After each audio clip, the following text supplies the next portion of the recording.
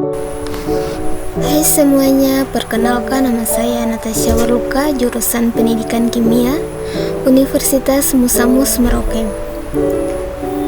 Di sini saya akan membahas tentang topik yang bisa dibilang merupakan salah satu temuan terbesar dalam sejarah, yaitu sistem periodik unsur, atau yang biasa kita singkat sebagai SPU. Mengapa dibilang salah satu temuan terbesar dalam sejarah? Karena SPU merupakan fundamental dasar kimia saat ini. Tapi sebelum kita membahas perkembangan sistem periodik unsur, mari kita simak terlebih dahulu persepsi tentang sistem periodik unsur berikut ini. Halo teman-teman, kamu pasti pernah dong masuk ke dalam supermarket. Kalau diperhatikan, bagaimana ya barang-barang di dalam supermarket itu disusun?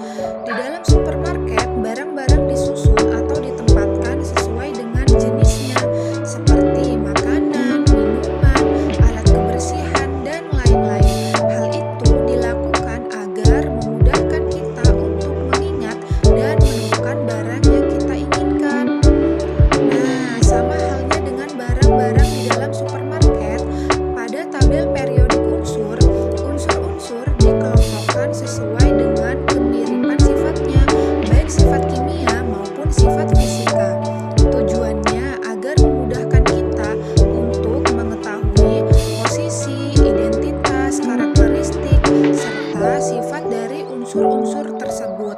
Oleh karena itu, susunan pada tabel periodik unsur berguna banget ya untuk menemukan letak suatu unsur.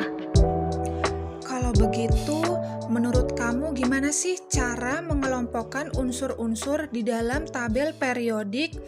Kalau kita perhatikan di dalam tabel periodik unsur, kamu tahu nggak kenapa letak unsur hidrogen ada di bagian kiri atas dan letak unsur helium ada di bagian kanan atas? Lalu kenapa juga ya letak unsur besi ada di bagian tengah yang berjajar paling panjang? Dan siapa sih kira-kira yang mengelompokkan unsur-unsur tersebut? Nah, kamu akan mengetahui jawabannya setelah mempelajari materi pada blog ini. Selamat belajar! Tahukah teman-teman, sistem periodik unsur dikembangkan oleh beberapa ahli loh.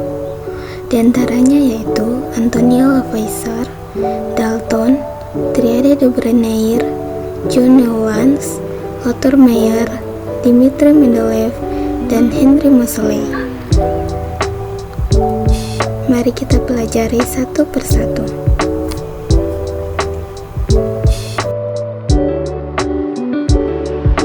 Pada tahun 1789, Antonio Lavoisier mengelompokkan 33 unsur kimia.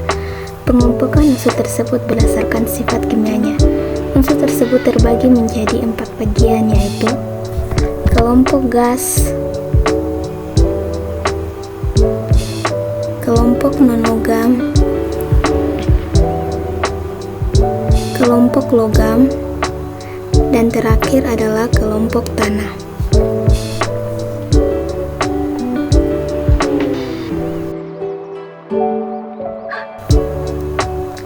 Kelompok gas terdiri dari unsur cahaya, kalor, oksigen, nitrogen, hidrogen. Kelompok nonlogam terdiri dari unsur sulfur, fosfor, karbon, radikal muriatik, radikal fluorin, dan radikal boracit. Kelompok logam terdiri dari unsur antimon, perak, arsenik, bismut, kobalt, tembaga, timah, besi, mangan, raksa, molibdenum, dan lain-lain. Dan kelompok tanah terdiri dari unsur kapur, magnesia, barit, alumina, dan silika.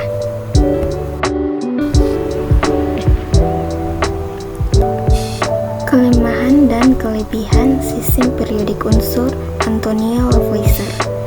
Kelemahannya yaitu pengelompokan unsur masih belum spesifik, dan golongan 4 atau golongan tanah merupakan senyawa bukan unsur.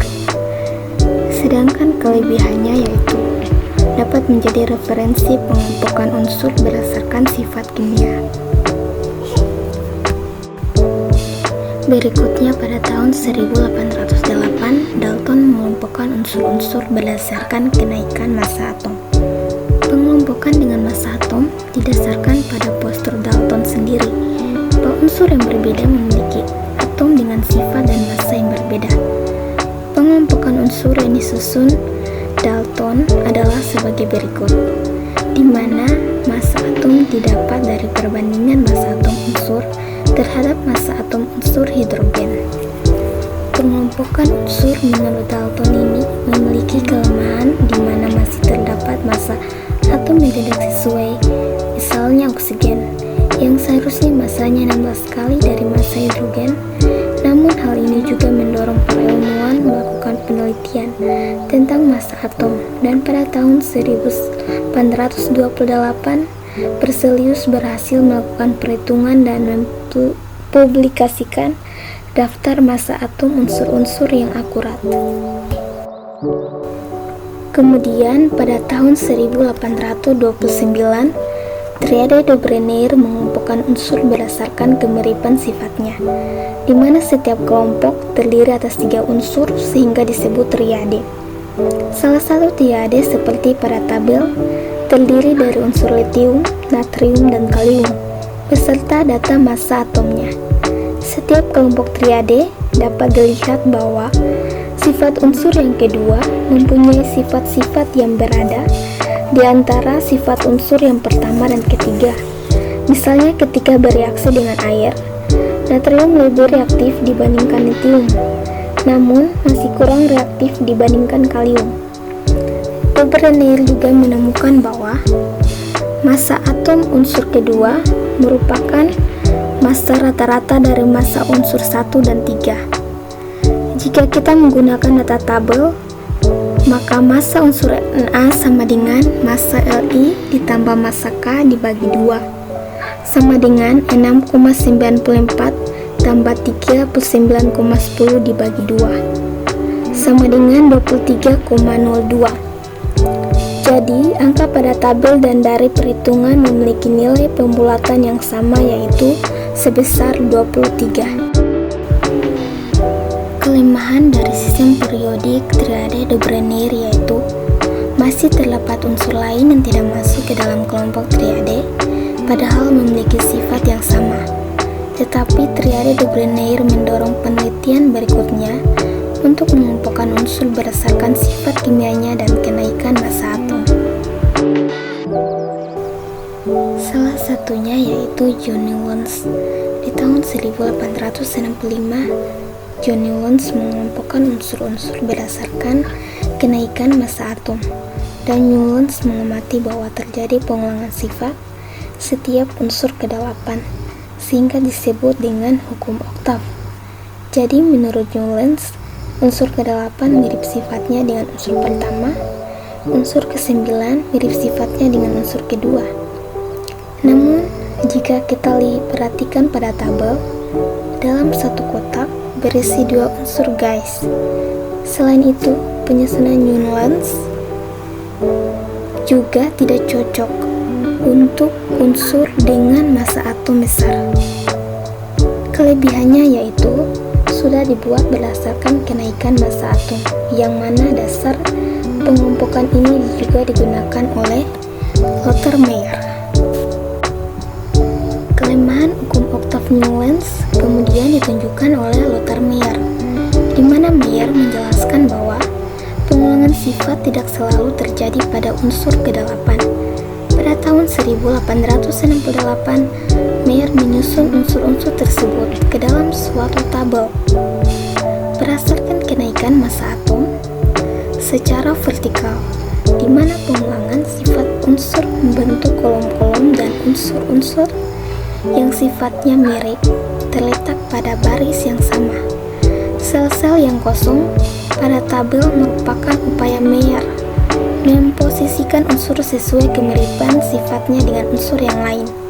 Karena penyusunan unsur menghasilkan pengulangan atau keperiodikan sifat fisis dan sifat kimia, Unsur tabel ini disebut juga dengan tabel periodik atau sistem periodik. Akan tetapi Meyer baru mempublikasikannya pada tahun 1870, setahun setelah periodik Mendeleev dipublikasikan. Pada tahun 1899, Dmitri Mendeleev menyusun tabel periodiknya berdasarkan fungsi laju vertikal atau kolom yang biasa disebut dengan golongan, dan laju horizontal atau baris yang biasa disebut dengan periode. Kelemahan sistem periodik Mendeleev yaitu tidak dapat memprediksi letak gas mulia dalam tabel periodik, namun kemudian Sir William Ramsay menambahkannya sebagai golongan nol tanpa merubah sistem periodik Mendeleev, dan Dmitri Mendeleev juga tidak dapat menjelaskan letak hidrogen. Dan jika dilihat, penempatan beberapa unsur tidak sesuai kenaikan massa atom. Sebagai kompensasi peletakan unsur sesuai dengan kemiripan sifatnya. Misalnya unsur I memiliki massa atom 127 yang lebih kecil dibandingkan dengan unsur Te dengan massa atom 128. Namun kelebihan dari tabel periodik Mendeleev yaitu disediakannya beberapa tempat kosong sebagai tempat unsur yang saat itu belum ditemukan. Sifat-sifat unsur yang belum ditemukan itu dapat diramalkan berdasarkan unsur-unsur dalam golongan yang sama pada tabel periodik Mendeleev.